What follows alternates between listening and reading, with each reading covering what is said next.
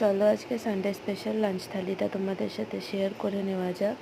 আছে মেনুতে সাদা ভাত, উচ্ছে সেদ্ধ, পেঁপে সেদ্ধ, সাথে আছে চিপস, আর এটা হচ্ছে চাল কুমড়ো মাছের মাথা দিয়ে করেছি, ইলিশ মাছের মাথা দিয়ে চাল কুমড়ো।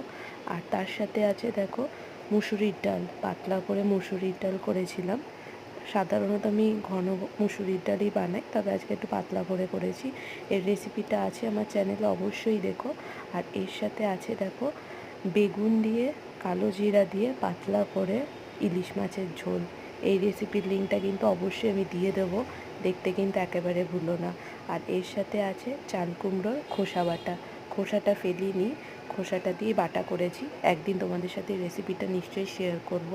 মেনুটা কেমন লাগলো অবশ্যই জানিও। আর থালিটা ভালো লাগলে লাইক করো, এই ভিডিওটাকে অনেক অনেক শেয়ার করো, সাবস্ক্রাইব করো। আবার দেখা হবে আরেকটা ভিডিওতে। সবাই ভালো থেকো, চলো টাটা।